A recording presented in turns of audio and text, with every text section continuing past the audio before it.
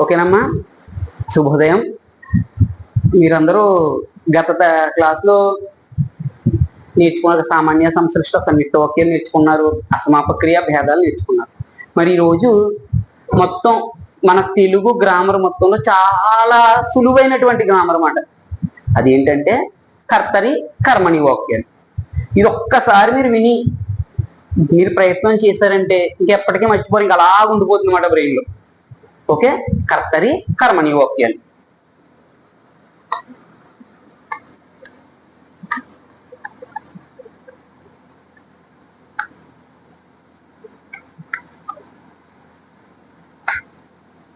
కర్తరి కర్మణి వాక్యాలు. ఫస్ట్ కర్తరి వాక్యం అంటే ఏంటో తెలుసుకుంటాం, తర్వాత కర్మణి వాక్యం అంటే ఏంటో తెలుసుకుంటాం. మనకి ఎగ్జామ్లో కర్తరి వాక్యం ఇచ్చి కర్మణి వాక్యంలోకి మార్చమంటారు, కర్మణి వాక్యం ఇచ్చి కర్తరి వాక్యంలోకి మార్చమంటారు. అది మనకు ఒక్కసారి అది వస్తే ఏ వాక్యం ఎలా మార్చమన్నా మీరు చాలా సులభంగా మార్చేస్తారు అన్నమాట. ఒక్కసారి వినండి, విన్న తర్వాత మీకు అర్థం కాకపోతే అప్పుడు మనం ఒకసారి ఆలోచించవచ్చు. ఒకసారి చూడండి మీరు. ఫస్ట్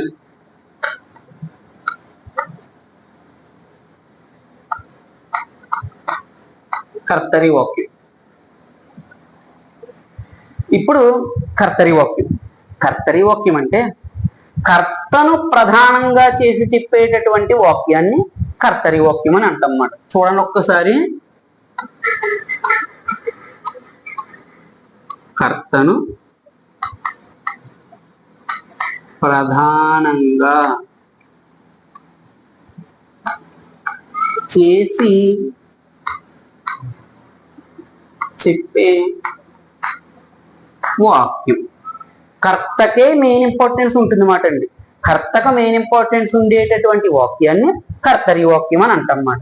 ఇప్పుడు ఒకసారి చూడండి, ఈ విధంగానైనా చూసుకోవచ్చు, లేదు ఇంకొక విధంగా. అదేంటంటే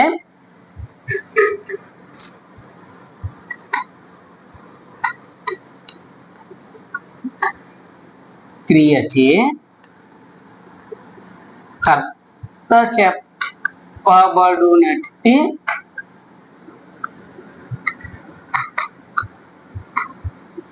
వాక్యాన్ని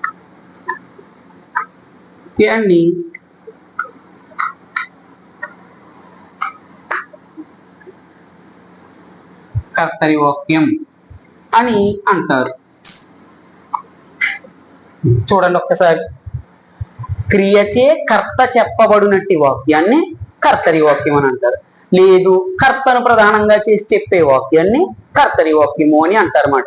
ఇప్పుడు ఒక్కసారి చూసుకుంటే ఒక ఉదాహరణ రాస్తాను, దాన్ని బట్టి మనకు ఒక అవగాహన వస్తుంది. ఫస్ట్ ఉదాహరణ తీసుకుంటే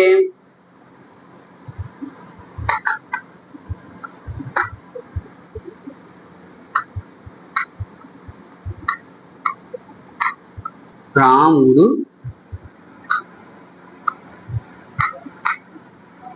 రావణుని చంపాడు. సరిగ్గా చూడండి ఒకసారి.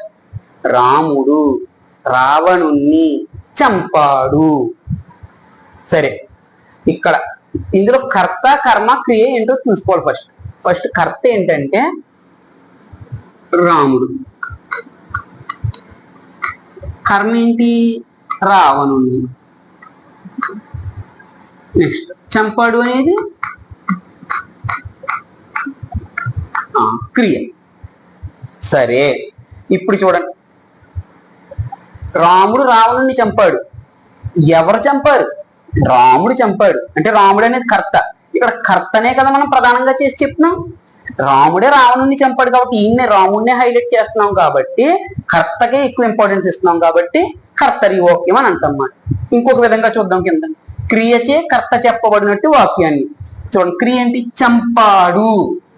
చంపాడు అనేది క్రియ. ఈ క్రియ ఎవరి గురించి చెప్తుంది? చంపిన వారి గురించి చెప్తుంది. చంపిన వారు ఎవరు? రాముడు. రాముడు కర్త కర్మ? కర్త. కాబట్టి క్రియ ఎవరి గురించి చెప్తుంది? రాముడు గురించి. రాముడు కర్త కాబట్టి క్రియచే చెప్పబడినట్టు వాక్యం కర్తరి వాక్యం. సరిగ్గా చూడండి మళ్ళీని. చంపాడు అనేది క్రియ. చంపాడు అంటే ఎవరు చంపారు? రాముడు చంపాడు. అంటే రాముడు కర్త కర్మ? కర్త. కాబట్టి చంపాడు అనే క్రియ కర్త గురించి చెప్తుంది కాబట్టి కర్తరీ వాక్యము అయ్యింది. ఇప్పుడు మీ కర్తరీ వాక్యం అంటే ఒక అవగాహన వచ్చింది కదండి. ఇప్పుడు ఇక్కడ బాగా గుర్తుపెట్టుకోవాల్సింది ఏంటంటే, కర్త అనేది ప్రథమా విభక్తిలో వస్తుందండి. ఇప్పుడు కూడా ఎక్కువ సందర్భాల్లో కర్త ఎప్పుడు కూడా డూ మూవులు ప్రథమా విభక్తి, ఆ ప్రథమా విభక్తిలో వస్తాయి. ఇక్కడ కర్మ ఎప్పుడు కూడా ద్వితీయ విభక్తి ప్రత్యయాలు వస్తాయి మాట అండి. నిన్నుండని కుర్చీ గురించి ఇటువంటి వాటి గురించే వస్తాయి. చూడండి ఇక్కడ రావణుణ్ణి, నీ అనేది ద్వితీయ విభక్తి కాబట్టి చూడండి, కర్త ఏమో ప్రథమ విభక్తిలో వచ్చింది, కర్మ ఏమో ద్వితీయ విభక్తిలో వచ్చింది. ఓకేనండి. ఇప్పుడు కర్తరీ వాక్యం అంటే తెలిసింది కదండి. రాముడు రావణుణ్ణి చంపాడు, రాజు మొక్కలు నాటాడు, రవి బడికి వెళ్ళాడు. ఇవన్నీ కూడా కర్త గురించే చెప్తున్నాయి కాబట్టి కర్తరీ వాక్యం అయ్యింది. ఇప్పుడు కర్మణీ వాక్యం అంటే ఏమిటో చూద్దాం ఒక్క నిమిషం.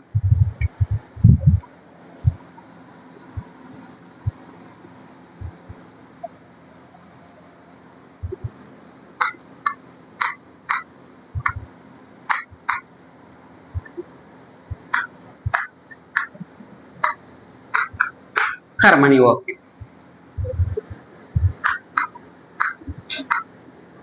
కర్మను ప్రధానంగా చేసి చెప్పే వాక్యం. ఇక్కడ అంతా కూడా కర్మనే ప్రధానంగా చేసి చెప్తామండి, కర్తను కాదు.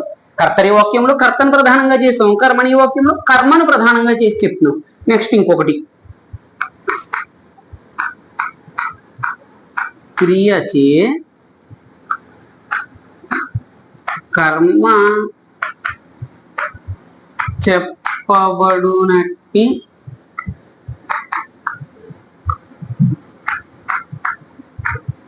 వాక్యాన్ని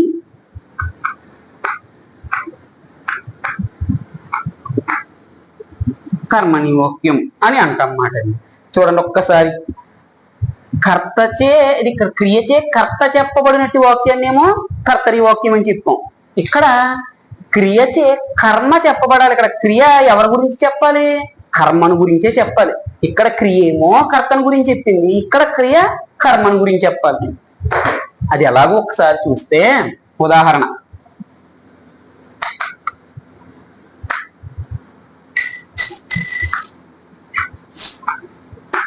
రాముడు చేత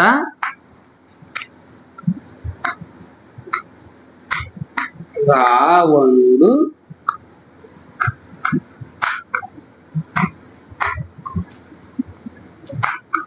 చంపబడ్డాడు. చూడండి సరిగ్గా, ఇది కర్మణి వాక్యం అయింది. అది ఎలాగంటే, రాముడు చేత రావణుడు చంపబడ్డాడు.